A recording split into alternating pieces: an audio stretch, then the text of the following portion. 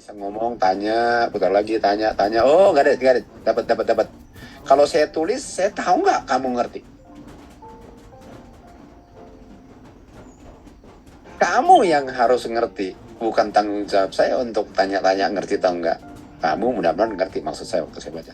Dengan catatan waktu saya tulisnya sedemikian rupa sehingga orang yang cari akan dapat. Dalam kurung, kalau cari.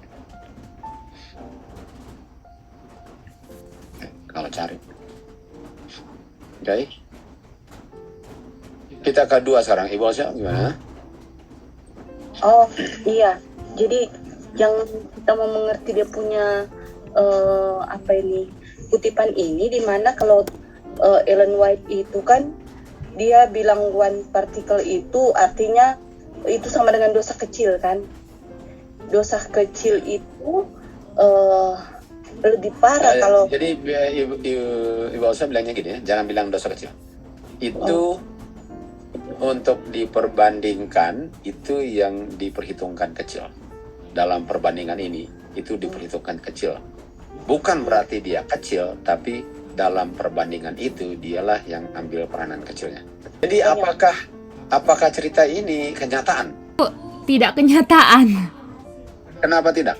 Karena ujungnya melanggar satu dan melanggar one particular, dan hari Sabat ujungnya eternal death. Ini jadi bukan kenyataan. Kalau memang makanya nggak ada kecil dan besar. Iya, ini nggak kenyataan.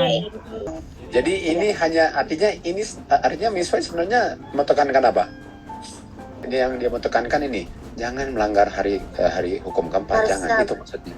Itu that's it. Yang tadi saya bilang kan itu. Artinya dia bilang hukum keempat itu penting banget. Nah, artinya bagaimana? Ini kuncinya. Ini kunci yang kita bisa bawa ke paragraf berikut dan seterusnya. Kalau semua hukum yang dilanggar akibatnya sama dan nggak ada hukum yang dilanggar di mana akibatnya lebih parah dari hukum yang lain, nggak ada. James 2:10 nggak ada. Kenapa dan hukum ini digede-gedein seakan-akan lebih gede dari yang lain? Jadi kita terima aja, hati-hati hari Sabat. Bukan artinya kita waktu bilang hati-hati dengan hari Sabat, jangan melanggar, kita nggak bilang itu lebih parah ganjarannya, kita nggak bilang itu. Yang kita bilang ialah ada sesuatu tentang hari Sabat yang walaupun sama dengan lain, yang bahaya banget kalau dilanggar, bukan berarti lebih bahaya dari yang lain, tapi bahaya banget.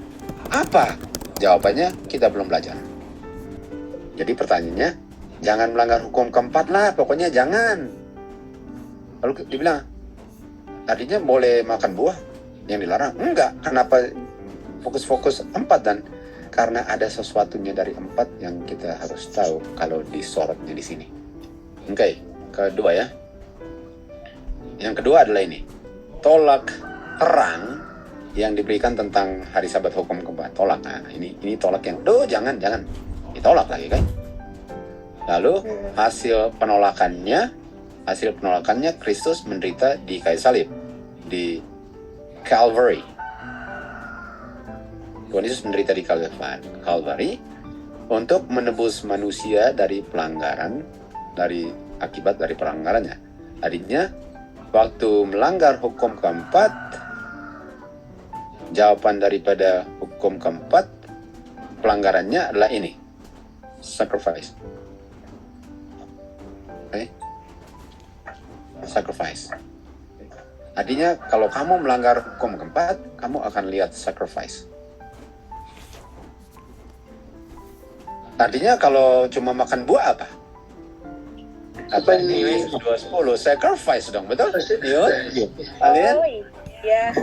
Oke, jadi artinya melanggar apa saja lihat sacrifice. Tapi sekarang fokusnya bukan apa saja, fokusnya apa saja. Lihat. Fokusnya apa saja kan sacrifice nggak? Iya. Karena apa saja sacrifice, kenapa mau fokus hari Sabat? Kalau apa saja sacrifice, artinya fokusnya apa saja punya hukum keempat sacrifice. Artinya dari apa saja kita fokusi apa sajanya hukum keempat. Artinya semuanya boleh, tapi semuanya apa saja punya hukum keempat yang kita fokus. Oh. Jadi saya masih bilang apa saja nggak? Iya, tapi saya fokus di hukum keempat yang adalah bagian daripada apa saja. Di dalam apa saja ada hukum keempat, bukan di dalam hukum keempat ada apa saja. Oh. Apa sajanya hukum keempat. Jadi apa sajanya, katanya itu, artinya itu hukum keempat itu miliknya apa saja dengan bilangnya. Jadi sekarang saya tanya, kenapa fokus di situ?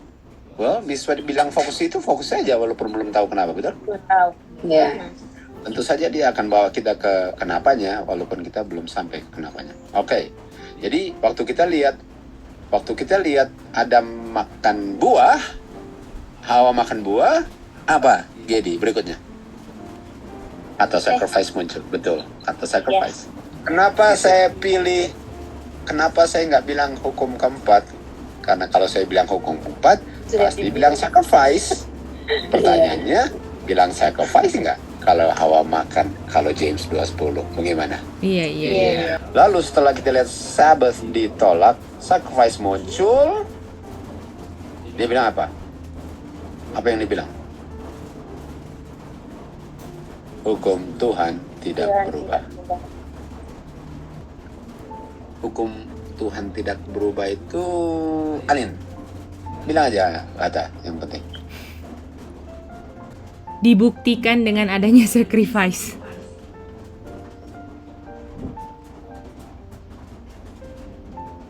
Satu kata. Sacrifice. Oke.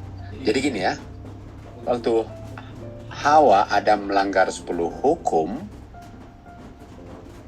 10 hukum nggak berubah, dan saya tahu itu demikian karena ada sacrifice.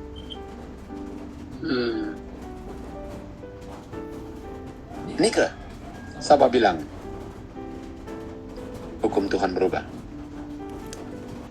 Jadi karena Kain tidak mau offer sacrifice. Iya. Itu dia. Nah, artinya gini. Artinya karena ada sacrifice, hukum tidak berubah. Dengan ada sacrifice-nya, ada siapa? Nika, ada siapa? Adam dan Hawa. Itu jawabannya, Adam dan Hawa ada terus. Jadi gini, dosa, sabat, dan sabat harusnya mati, tapi nggak mati karena sacrifice. Artinya sacrifice ini yang bertanggung jawab untuk yang tetap ada. Betul? Kenapa Adam dan Hawa tetap ada? Dia yang bertanggung jawab. Karena tanpa itu kita lihat domba terus walaupun nggak ada manusia. Dan kita nggak tahu siapa lagi. Kalau saya mau maniso tolong orang keluar dari jurang, jangan lupa bawa ke hotel, balut lukanya, kasih makan, dan bayar biaya hotelnya.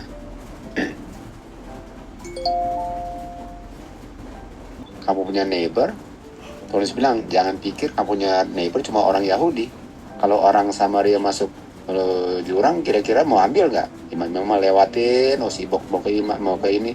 Akhirnya ada yang, maksudnya orang bukan orang Samaria, orang Yahudi. Lalu orang Samaria malahan yang mau tolong kan? Orang yang dibilang anjing dia yang tolong. Itu neighbor kamu katanya. Itu kamu punya neighbor. Dan dia bukan cuma tarik keluar, dia kasih ke tempat penginapan, kasih balut, kasih makanan, dan kasih uang penginapan. Lalu dia bilang, kalau kekurangan saya bilang sama saya, charge the account.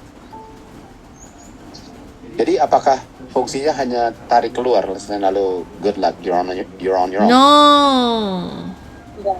No. Artinya domba ini bukan hanya bikin supaya saya jangan mati. Korban ini bukan hanya supaya saya jangan mati.